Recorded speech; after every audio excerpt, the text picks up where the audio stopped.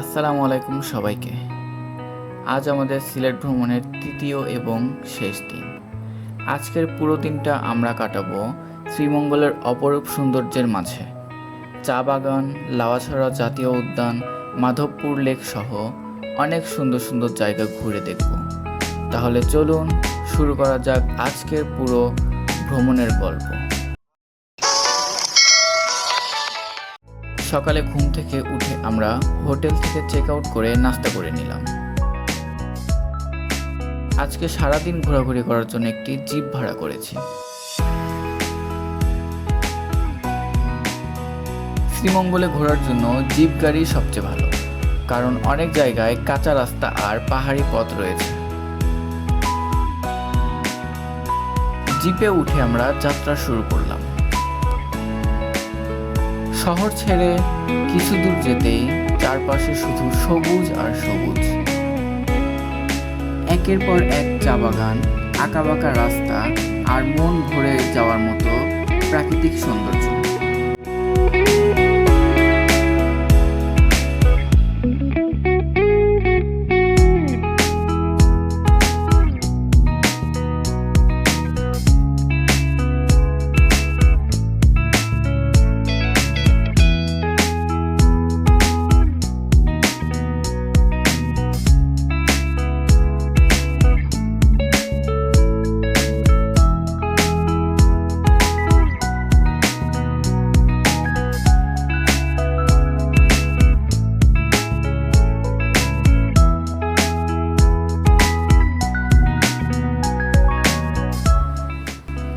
পথে একটি চা বাগানের পাশে আমরা কিছুক্ষণ দাঁড়ালাম। আমাদের ড্রাইভার খুব সুন্দরভাবে বুঝিয়ে দিচ্ছিলেন চা গাছের কোন অংশ দিয়ে ভালো মানের চা তৈরি করা যায়। সাধারণত গাছের একদম উপরের দুটি পাতা একটি কুশি থেকেই সবচেয়ে ভালো চা তৈরি হয়। এভাবে চা তৈরির অনেক অজানা তথ্য জানতে পেরে বেশ ভালো লাগছিল। এরপর আবার যাত্রা শুরু করলাম।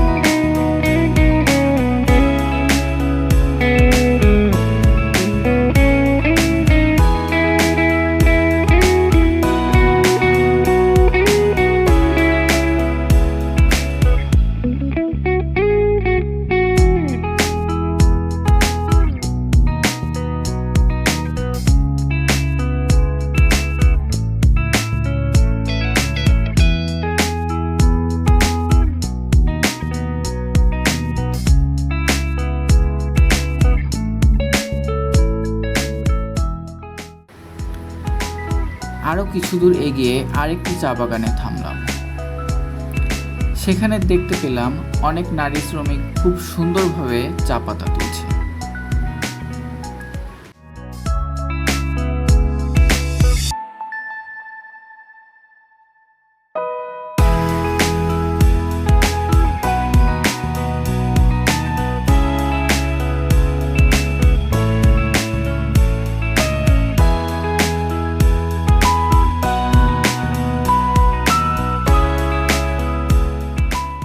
প্রতিদিন এভাবেই তারা ঘন্টার পর ঘন্টা পরিশ্রম করে চা পাতা সংগ্রহ করে। দূর থেকে এই দৃশ্য দেখতে সত্যি খুব ভালো লাগছিল।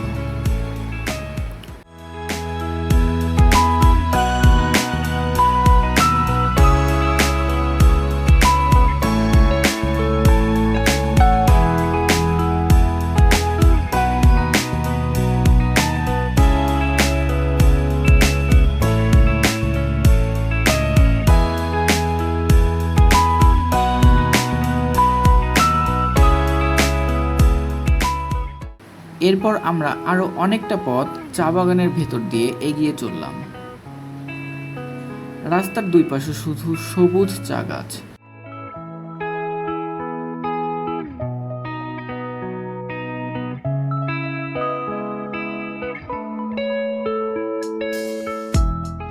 মাঝে মাঝে ছোট ছোট পাহাড় আর আঁকাবাঁকা রাস্তা পুরো যাত্রাটাকে আরো সুন্দর করে তুলেছিল।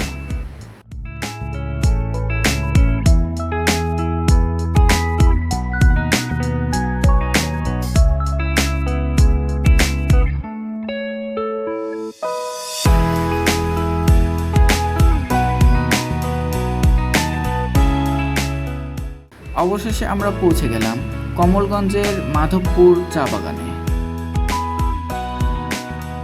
মাধবপুর চা বাগানে প্রবেশের জন্য আমরা সৌরভ নামের একটি ছোট্ট গাইডকে সঙ্গে নিলাম। ছেলেটি খুব আন্তরিক ছিল। পুরো সময় আমাদের সঙ্গে থেকে প্রতিটি জায়গার ইতিহাস, বিভিন্ন গাছপালা আর আশেপাশের পরিবেশ সম্পর্কে সুন্দরভাবে বুঝিয়ে বলছিল। এমন একজন গাইড থাকলে ঘুরোঘুরি আরো উপভোগ্য হয়ে যায়।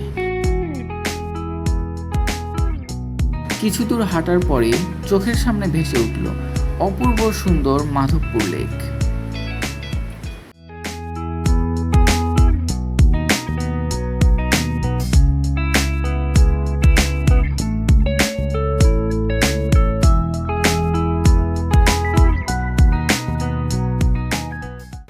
লেকের পানির উপরে ফুটেছিল অসংখ্য শাপলা ফুল। চারদিকে নীরব পরিবেশ, হালকা বাতাস আর সবুজের সমারোহ। ঠিক তখনই একজন লোক বাঁশি বাজাচ্ছিলেন।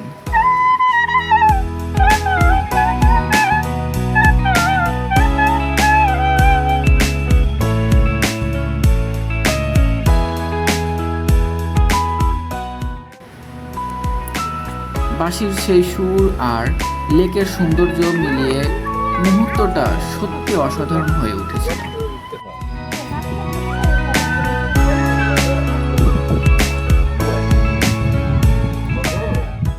এরপর আমরা ছোট ছোট টিলার উপরে উঠতে শুরু করলাম।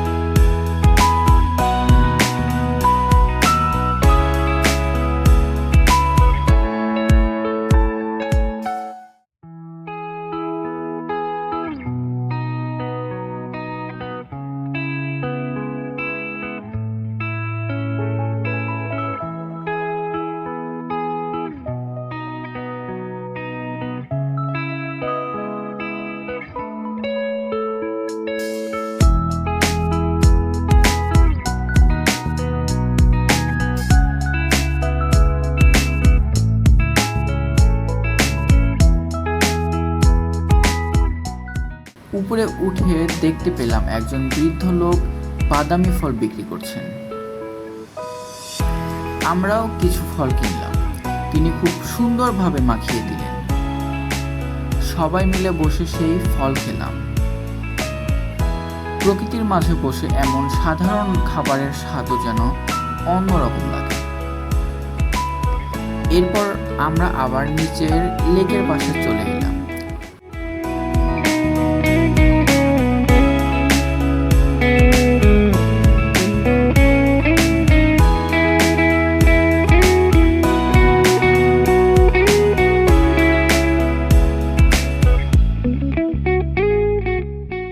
সেখানে দেখতে পেলাম লজ্জাবতী গাছ। হাতে স্পর্শ করতেই পাতাগুলো ধীরে ধীরে বন্ধ হয়ে গেল। ছোটবেলার সেই পরিচিত গাছটিকে আবার সামনে দেখে সত্যি অনেক ভালো লাগছিল।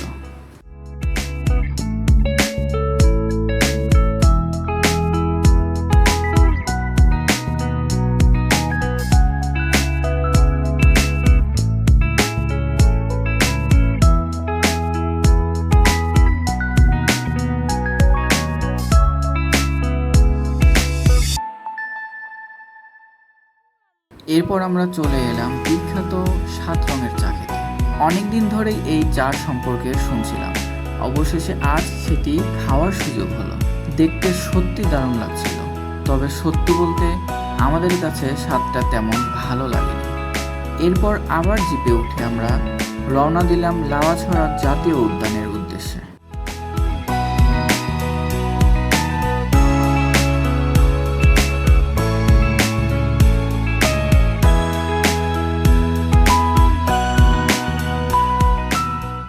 পথে ঘন জঙ্গল, চা বাগান আর রেল লাইনের পাশ দিয়ে এগিয়ে যাচ্ছিলাম। এই রাস্তার সৌন্দর্য ভাষায় প্রকাশ করা সত্যি কঠিন।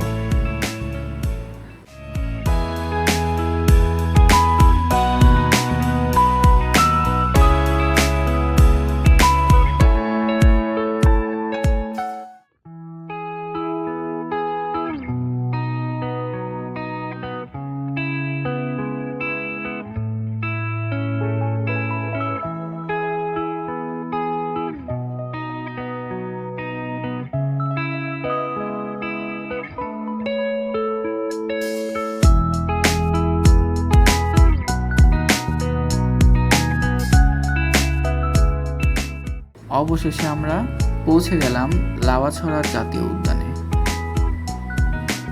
প্রবেশ করতেই কিছু বানরের দেখা পেলাম। বানরগুলো নিজেদের মতো করে লাফালাফি করছিল।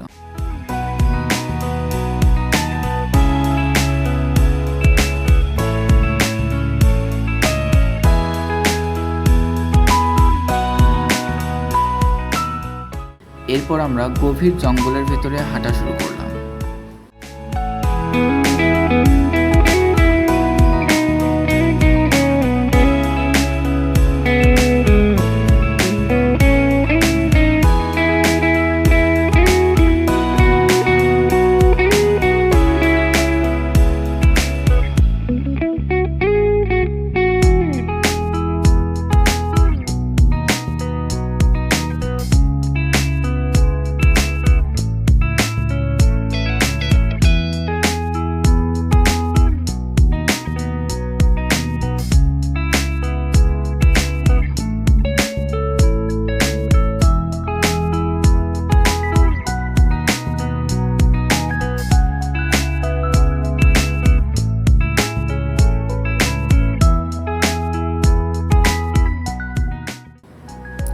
কিছু দূর যেতেই সেই বিখ্যাত রেল লাইন দেখতে পেলাম, যেখানে একটি জনপ্রিয় সিনেমার শুটিং হয়েছিল।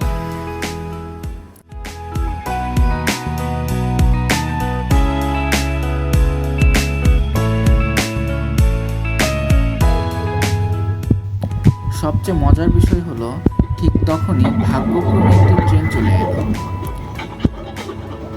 সামনাসামনি ট্রেন চলে যাওয়ার সেই দৃশ্যটি সত্যি দারুণ ছিল।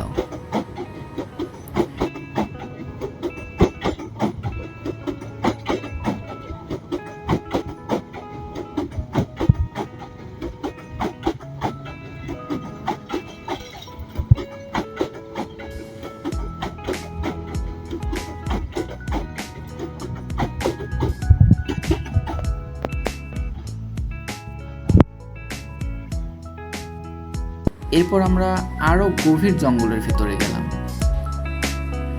আশা ছিল হয়তো কোনো বন্য প্রাণীর দেখা পাবো, অনেক খুঁজেও বিশেষ কিছু দেখা গেল না।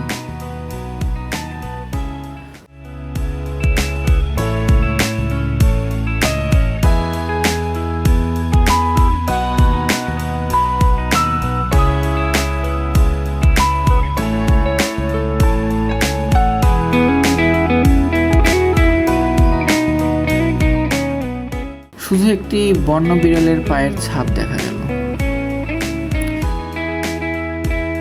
কিছুটা হতাশ হলেও জঙ্গলের পরিবেশ আর নির্জনতা উপভোগ করেই ফিরে এলাম।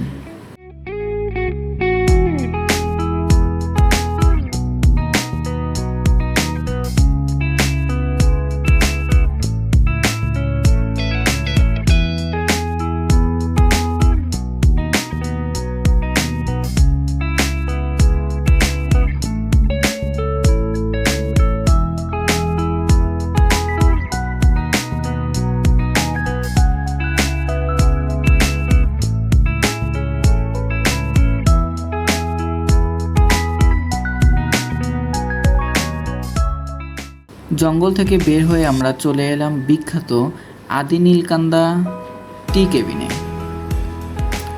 এখানে কিছুক্ষণ সময় কাটালাম। সারাদিনের ক্লান্তি দূর করে চায়ের কাপে শেষবারের মতো শ্রীমঙ্গলের পরিবেশ উপভোগ করলাম।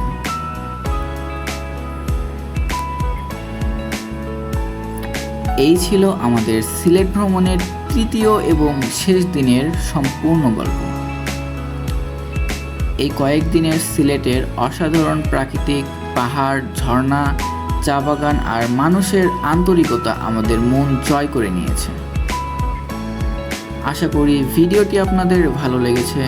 ভালো লাগলে ভিডিওতে একটি লাইক দিন, বন্ধুদের সাথে শেয়ার করুন এবং এমন আরও ভ্রমণ ভিডিও দেখতে আমাদের চ্যানেলটি সাবস্ক্রাইব করুন। সবাই ভালো থাকবেন, সুস্থ থাকবেন। আল্লাহ হাফেজ।